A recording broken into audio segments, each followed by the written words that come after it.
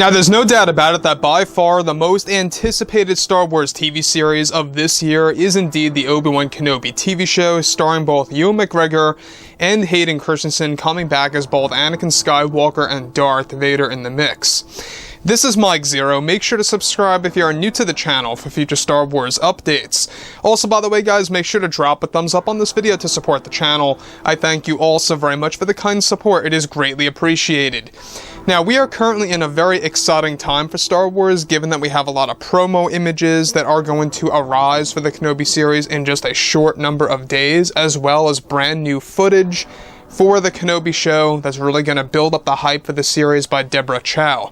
And speaking about Deborah Chow, in case you guys did not know this, is that Deborah Chow is actually signed on for other Star Wars TV shows out there. She's likely to be involved with The Mandalorian, for a prime example. Which show, we're not quite sure just yet, but she is attached for new shows that will involve, of course, both Favreau and Filoni out there. Now, on top of all of this, what's really exciting has a lot to do with what's been going on over at Lucasfilm between Bob Chapek, Jon Favreau, Dave Filoni, George Lucas, and other creators out there that will also be stepping into this new world. Now, given that we have all the new projects that will be announced at this year's celebration and the celebration that comes after this one, that's going to be a big deal because the roadmap, by the way, by Disney is said to be over a dozen Star Wars projects being worked on simultaneously in different phases, some of which are in early development, which of course is most of them, some of which are already in pre-production and heading into principal photography, like the Ahsoka series as an example. However, alright, this is where things begin to really pick up, is that everything related to actress Daisy Ridley, who was involved as Rey in the sequel trilogy movies, got to talk a little bit more about her experience. Now, with many new Star Wars TV shows in the works by Disney and Lucasfilm that will be announced in the near future, creators Jon Favreau and Dave Filoni are beginning to work on The Mandalorian Season 4, as well as other TV shows in the mix.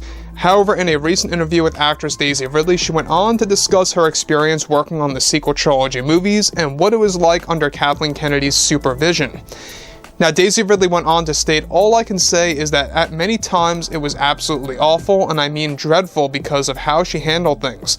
It's like we would be given great scenes in the script that myself, Oscar, and John were all super excited about, and would only come to find out that Kathleen Kennedy had pushed for JJ to take those out of the script or out of the actual movie. I can assure all fans," Daisy says, "that with all the scenes that were stripped away from this movie, it could have easily been 6 hours minimum with how much footage we have in store, but maybe I am overestimating. Haha. All I can tell you is that it was a boatload of scenes that we trained so hard for, only to find the best ones left on the cutting room floor." So let me just stop right here for a second. Now, we've talked about this before in the past, lightly, of how Daisy Ridley felt about her scenes being cut from Episode 9, and how a lot of those scenes had to do with darker elements of The Rise of Skywalker that, unfortunately, let's be honest, a lot of fans wanted to see that darker side of the sequel trilogy that we never really got to see. Now, a lot of people out there would argue that, yes, The Last Jedi had dark elements, but in this scenario, The Last Jedi, of course, was nothing in comparison to how dark Episode 9 originally was going to go before Kathleen Kennedy stepped in and deleted all of those sequences. So, on top of all of this, alright, what Daisy Ridley continued to go on to say, alright, she goes on to state, "I always felt Miss Kennedy was very irresponsible when it came to the last film for the most of us. There was this energy coming off of her as if she really did not care for how the franchise would end and only wanted it done her way and how that was going to be handled."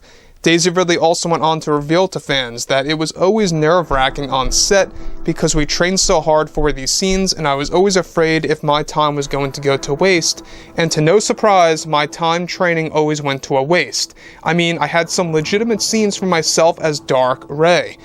I don't know if I talked about this, Daisy says, but myself and JJ talked it over, and I was supposed to literally become Dark Rey for a brief time in the movie. I even trained for the scene and rehearsed my moves, and this too ended up getting cut by Kathleen Kennedy to where she only wanted me to be Dark Rey as a vision for 10 seconds.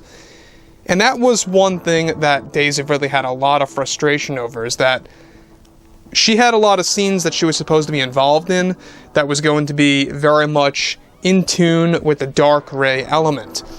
So she goes on to add on top of all of this, that I also want to make it clear to everybody that Kathleen Kennedy is the one who wanted and pushed for Ben Solo to die strictly, because she wanted to kill off every single Skywalker and wanted to make that the theme of the sequel trilogy movies. J.J. Abrams originally wanted me to die in some of the early drafts with Ben Solo living on, and to be honest, that sounded more fitting to me more than anything else. I would have loved to have seen a true Skywalker walk into the sunset finally in rebuilding the Jedi Order. Now let me just stop right here for 1 second. Now, obviously, Daisy Ridley is fed up. She's being more honest with fans, she's being more direct with the fans, because she's not as involved with Star Wars. Now sure, she is already attached to 2 mystery Star Wars TV show projects as cameos as Rey, / of course, Rey Skywalker, or the whole Rey Kenobi concept that is being crafted right now by Favreau and Filoni. She is going to be making an appearance in multiple ways in short durations, essentially. So we are going to be getting cameos of this character again, but she's no longer going to be involved in major motion pictures, so she feels more free to express her true feelings. And I think a lot of this also has to do with the fact that, let's face it, Kathleen Kennedy has no creative power over anything being done by Jon Favreau and Dave Filoni, as well as George. The only thing that Kathleen Kennedy has control over is the Acolyte TV show, and let's not forget about the other thing, Project Vortex, which, by the way, begins filming this June. It's basically going to be Stranger Things in space, which sounds very off-putting to a lot of fans out there. And at the end of the day, you know, Daisy Ridley also wanted to make it clear that when she was actually given the script by J.J. Abrams, and how in the early drafts there were aspects where she would eventually die off and Ben Solo would live on.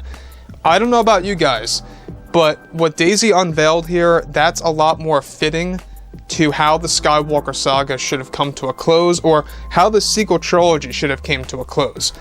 It's more fitting, it makes a lot more sense for at least one Skywalker to live on and to rebuild the Jedi Order, instead of this random character calling herself Rey Skywalker, right?